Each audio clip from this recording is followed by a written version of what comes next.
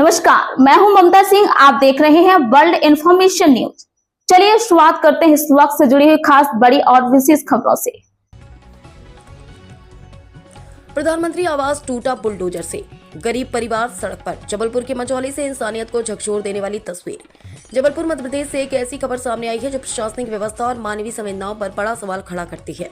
मझौली क्षेत्र के रहने वाले राजेंद्र शर्मा आज खुले आसमान के नीचे जिंदगी गुजारने को मजबूर हैं, क्योंकि प्रशासन की कार्रवाई में उनका घर बुलडोजर से ढहा दिया गया। राजेंद्र शर्मा एक साधारण मेहनतकश व्यक्ति हैं जो साइकिल पंचर बनाकर अपने परिवार का पेट पालते हैं। उन्हें वर्ष 2014 में पट्टा मिला था और वर्ष 2022 में प्रधानमंत्री आवास योजना के तहत उन्होंने अपना पक्का मकान बनवाया था। लेकिन उन्हें क्या पता था कि जिस घर को सरकारी योजना के तहत बनाया गया वहीं एक दिन प्रशासन के बुलडोजर का शिकार बन जाएगा। पीड़ित राजेंद्र शर्मा का कहना है कि जब वे अपने भाई की 13वीं कार्यक्रम में गए हुए थे, उसी दौरान बिना किसी पूर्व सूचना और नोटिस के प्रशासन ने उनके घर पर बुलडोजर चला दिया। घर गिरा दिया गया और पत्नी व 2 बच्चों के साथ उनका पूरा परिवार सड़क पर आ गया। इस मामले की जानकारी मिलते ही जिला कांग्रेस अध्यक्ष संजय यादव पीड़ित से मिलने पहुंचे और प्रशासन से बातचीत की। वहीं युवा कांग्रेस अध्यक्ष आवास दुबे ने चेतावनी दी कि यदि पीड़ित को जल्द न्याय नहीं मिला तो कांग्रेस आंदोलन करेगी। वहीं प्रशासनिक अधिकारियों का कहना है कि जिस भूमि पर राजेंद्र शर्मा का मकान था वहां तहसील भवन का निर्माण प्रस्तावित है और उन्हें मकान हटाने का नोटिस दिया गया था। प्रशासन का यह भी कहना है कि पीड़ित को दूसरी जगह प्लॉट दिया जा रहा है, लेकिन बड़ा सवाल यह है कि जब प्रधानमंत्री आवास योजना के तहत मकान बनवाया गया था तो वह अवैध कैसे हो गया? यदि जमीन विवादित थी तो योजना का लाभ कैसे दिया गया? और राजेंद्र शर्मा का परिवार खुले आसमान के नीचे है और यह मामला केवल एक व्यक्ति के घर टूटने का नहीं बल्कि सिस्टम की जवाबदेही का भी है।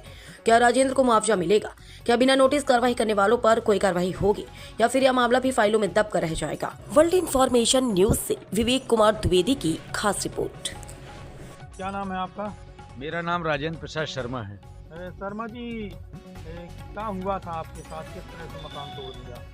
हम अपने भाई की दिनकर्म 13 में गए थे और वहाँ हमको जानकारी मिली, घर में तो कोई नहीं था हमारा, पूरा परिवार वहीं था। जैसे हमको जानकारी मिली वहाँ पे बड़े बेटे के पास पटवारी जी का फ़ोन आया। बड़े बेटे ने बताया पापा जी फ़ोन आया है कि अतिक्रमण वाले वहाँ सब बैठे हुए हैं। तो हमने कहा कि बेटा एक काम करो, थोड़ी बात कराओ हमको पटवारी जी से। हमने कहा बात कराइए थोड़ा, तो बात करे। हमने कहा भैया थोड़ा रुक जाओ, हम 4 बजे बस है हमारी, इसके पहले हमारे पास कोई साधन नहीं है, हम आ रहे हैं। तो उन्होंने कहा कि आप जल्दी आ जाइए, ये करिए वो करिए। तो हमने कहा जब हमारे पास साधन नहीं है तो हम काहे में पहुंच जाएं। इसके बाद भी हम वहाँ का भोजन तक नहीं किए और हम एक दूसरे की गाड़ी लेके और वहाँ से चले। तो मझगमा के उसी पार 6-7 किलोमीटर आगे हमारी गाड़ी बंद हो गई।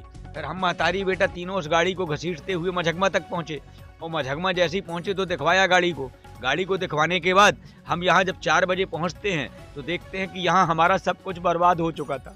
हमारे पास कुछ नहीं बचा था, कोई गृहस्थी नहीं थी, हम एक जोड़ी कपड़ा से रह चुके थे। बस हमारे साथ सूने घर में ताला तोड़ के अतिक्रमण किया गया। हम शासन से कहते हैं कि हमारे साथ जैसा हुआ वैसा किसी के साथ ना हो और हमको न्याय चाहिए, हमको जगह मिले, पट्टा मिले उसका और शासन से सहयोग राशि मिले तो हमारा आवास बने। अब हमारे पास न खेती है, न बाड़ी है और न अन्य जगह हमारा कहीं निवास है, हम इसी आंगन में हैं। इसी प्रकार से हम कहते हैं शासन से कि हमको पुनः जल्द से जल्द हमारा आवास बनवाए और हम उस आवास में अपना सामान रख लें। क्या नाम है आपका?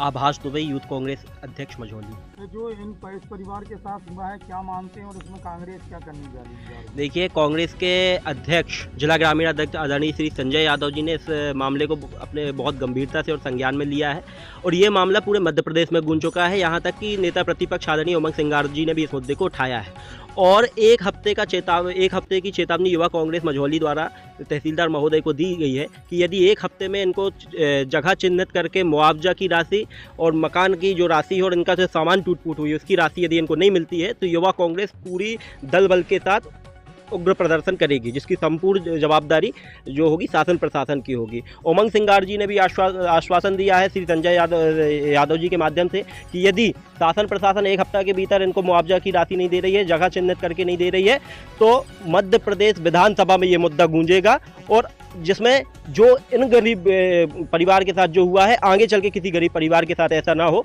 इसलिए ये मुद्दा उठाना अति आवश्यक है और ये मुद्दा बहुत गंभीरता का मुद्दा है। सर, ये जो मामला आया है, एक व्यक्ति कह रहा है कि प्रधानमंत्री आवास को उसको भेजा था, क्या इस मामले में आपका जी, मैं बताना चाहूँगा लगभग 1 डेढ़ साल से मामला चल रहा है। वहाँ करीब 30-40 मकान थे और वो चारागाह मत की भूमि है और उसमें तहसील निर्माण कार्य चालू हो चुका है। 30-40 मकानों को पहले तोड़ा जा चुका है लगभग 1 साल पहले और मेरे पहले पूर्व पीठासीन अधिकारी द्वारा उसको तोड़ दिया गया था। लेकिन इसको जो राजेंद्र प्रसाद है शर्मा, इसको समय दिया गया था कि भाई व्यवस्था आप अपनी कर लें, परंतु ये बार बार ताला लगा के भाग जाते थे और अंततः इनको क्योंकि तहसील निर्माण लगभग फर्स्ट फ्लोर होने लग गया है, तो ऐसी स्थिति में वो तोड़ना उचित था, तो तोड़ दिया गया है। जी, प्रधानमंत्री आवास से स्वीकृत कर दिया गया है, वो एक अलग जांच का विषय है कि कैसे कर दिया गया, वो बहुत पहले स्वीकृत हुआ है, तो उसका अलग से जांच की जाएगी। और कुछ वैकल्पिक व्यवस्था रहेगी चाहिए। जी हाँ, वैकल्पिक व्यवस्था की जा रही है। हमने अभी आबादी में ही एक उसके लिए प्लॉट सर्च कर लिया है और उसको जल्दी ही उसको दे देंगे। अपना नाम पर जी, मेरा नाम